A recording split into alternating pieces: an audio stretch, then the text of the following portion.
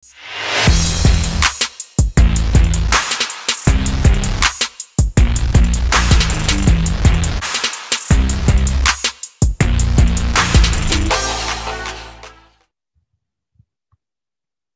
आज के लेक्चर में हम प्रोग्रामिंग में यूज होने वाला डेटा, या हम कह सकते हैं कि इंटीजर, कैरेक्टर या डेसिमल नंबर्स, इनको किस तरीके से रखा जाता है, इसके पीछे का कॉन्सेप्ट क्या है।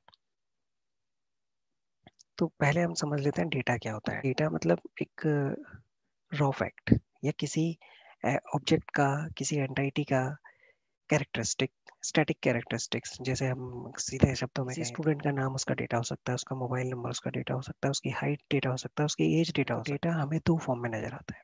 कभी भी आप देखिएगा, डेटा को अगर आप देखना चाहते हैं, डेटा को समझना चाहते हैं, तो दो फॉर्म में आपको हमेशा डेटा दिखाई देगा। तो पहला फॉर्म जो होता है उसका, वो है नंबर्स। आप सभी लोग नंबर्स से फेमिलियर हैं। नंबर्स क्या होते हैं? 1 2 3, या यूं कहें डेसिमल नंबर्स, 3.2, 4.2, इस तरीके से। दूसरा फॉर्मेट है जो डेटा का देखने का, वो है कैरेक्टर्स। तो कैरेक्टर्स में जब हम डेटा को देखते हैं तो वो कुछ इस तरीके से देखा जा सकता है, जैसे A B C D, या कुछ स्पेशल कैरेक्टर्स होते हैं। उनको हम उस पर्टिकुलर डेटा को हम कैरेक्टर की कैटेगरी में रखते हैं। तो नंबर्स में आपके जितने भी मैथमेटिक्स में नंबर्स हैं, डेसिमल नंबर है या आपके इंटीजर्स हैं, उन सभी को हम नंबर्स की कैटेगरी में रखते हैं। ये सारे नंबर्स के उसमें आते हैं डेटा। तो मैंने कहा ना, डेटा मतलब कोई फैक्ट, कोई ऐसा कैरेक्टरिस्टिक जिससे हम कुछ इंफॉर्मेशन रिट्रीव कर सकें। तो किसी बॉल का डायमीटर या उसका वेट एक डेटा हो सकता है। किसी स्टूडेंट का नाम डेटा हो सकता है। जब आप देखते हैं कि उसका नाम अगर डेटा है, तो वो फॉर्मेट क्या है? वो है कैरेक्टर का फॉर्मेट। तो कैरेक्टर की फॉर्म में आप डेटा को रख सकते हैं, आप डेटा को नंबर्स की फॉर्म में रख सकते हैं। इसके अलावा कोई ऐसा फॉर्म नहीं है जिसमें हम डेटा को प्रोजेक्ट कर सकें, डेटा को दिखा सकें। तो नंबर्स की फॉर्म में जब हम डेटा को दिखाते हैं तो कुछ इस तरीके से हमारे सामने आता है, जैसे 1 2 3 4। ये तो मैंने इंटीजर्स की बात करी है। डेसिमल में भी ये देखने को मिलता है। जैसे डेसिमल में आप रख सकते हैं 1.2, 3.4, इस तरीके से हम डेसिमल नंबर्स को देखते हैं। दूसरा जो स्ट्रक्चर है डेटा का, कैरेक्टर का फॉर्म है ABC। इस तरीके से मैं सी प्रोग्रामिंग के कॉन्टेक्स्ट में बता रहा हूँ आपको ये सारी चीजें।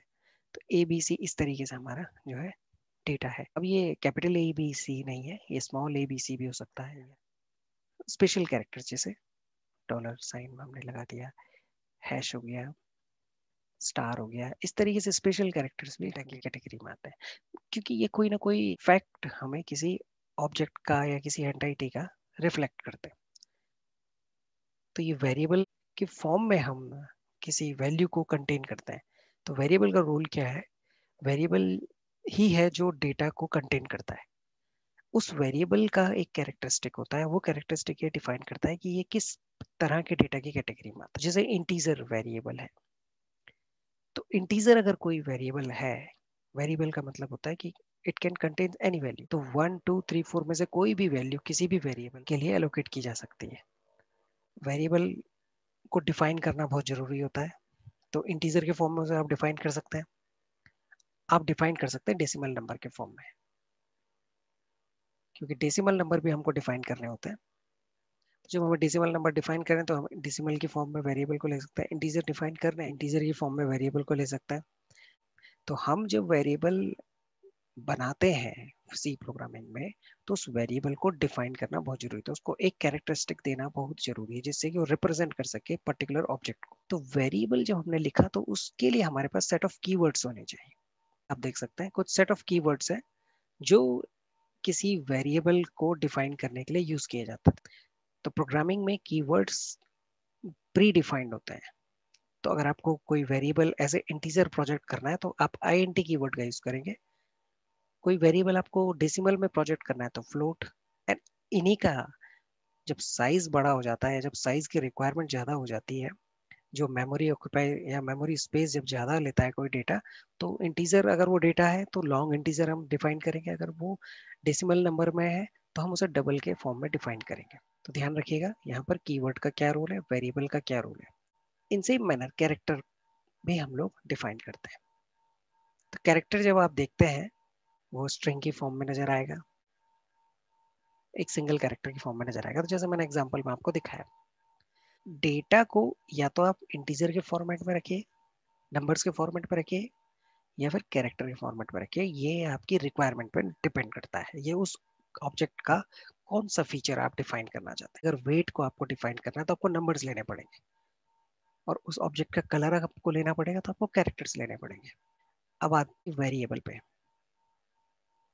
वेरिएबल बेसिकली कंटेनर होता है। कंटेनर हमें रखने पड़ते हैं प्रोग्रामिंग में, क्योंकि यूजर एक पर्टिकुलर ऑपरेशन को प्रोसेस करने डिफरेंट वैल्यूज असाइन करता है, तो हर वक्त एक ही वैल्यू असाइन नहीं होगी। अगर आप मल्टीपल डेटा के साथ डील कर रहे हैं तो आपको वेरिएबल लेने ही पड़ेंगे। हर वेरिएबल किसी न किसी आइडेंटिफायर से डिफाइन होता है। तो जब हम आइडेंटिफायर बनाते हैं, सी में आइडेंटिफायर का बहुत इंपॉर्टेंट रोल है। तो आइडेंटिफायर आपने लिया, आइडेंटिफायर क्या करता है, ये यूजर प्रोग्रामर अपनी चॉइस से देता है। तो वेरिएबल बेसिकली कैरेक्टर्स ही होते हैं सारे। आपको अगर कोई वेरिएबल डिफाइन करना है इस तरीके से, इंट ए, तो आप किसी एक कैरेक्टर ए को लेंगे। याद रखिएगा, आइडेंटिफायर प्रोग्रामर अपनी चॉइस से देता है। कीवर्ड प्री डिफाइंड होता है, और ये प्री डिफाइंड कीवर्ड जब किसी आइडेंटिफायर से टैग हो जाता है तो ये उस आइडेंटिफायर की प्रॉपर्टी दे देता है। तो यहाँ पर ए को एक खास प्रॉपर्टी मिल गई है, वो है उसका इंटीजर होना। और अगर मैं यहाँ पर लिखता CHAR, तो ये ए को कैरेक्टर बना देता। फ्लोट लिखता तो ये उसको एक डेसिमल नंबर के फॉर्म में रखता। तो यहाँ पर आप सिर्फ डेसिमल नंबर स्टोर करते हैं। ये कंटेनर डिफाइन करने का तरीका है, कंटेनर का टाइप क्या है। ठीक है, तो आप डिफरेंट डिफरेंट कीवर्ड्स के जरिए आप क्या कर सकते हैं, वेरिएबल को डिजाइन कर सकते हैं। आपको इंटीजर बनाना है, इंट कीवर्ड यूज कीजिए, फ्लोट बनाना है, फ्लोट। इस तरीके से आप अलग अलग कीवर्ड्स का यूज कर सकते हैं। सी प्रोग्रामिंग में स्ट्रिंग कीवर्ड का यूज नहीं होता है, इसलिए हम इसको यहाँ पर डिस्कार्ड कर देते हैं। किसी स्टूडेंट का नाम है तो वो एक सेट ऑफ कैरेक्टर कहलाएगा, तो एक एरे डेटा स्ट्रक्चर होता है, हम उसके मदद से इसको आगे डिफाइन करेंगे। यहाँ पर आप समझ लीजिए कि डेटा को जब आप देखते हैं दो फॉर्म में ही देखते हैं, या तो आप नंबर्स के फॉर्म में देखेंगे, या देखेंगे आप कैरेक्टर की फॉर्म में। तो डिपेंड करता है रिक्वायरमेंट क्या है। और जब आप नंबर्स की फॉर्म में देखेंगे तो आपको या तो उसे इंटीजर बनाना पड़ेगा, फ्लोट बनाना पड़ेगा, लॉन्ग इंट बनाना पड़ेगा, डबल बनाना पड़ेगा। और अगर कैरेक्टर की बात आती है तो कैर कीवर्ड से हमारा सारा काम हो जाता है। तो ये था डेटा के बारे में, और किस तरीके से डेटा को समझा जाता है, डेटा को कैसे डील किया जाता है प्रोग्राम। इसका टेक्निकल पार्ट हम अगले लेक्चर में डिस्कस करेंगे। Thank you.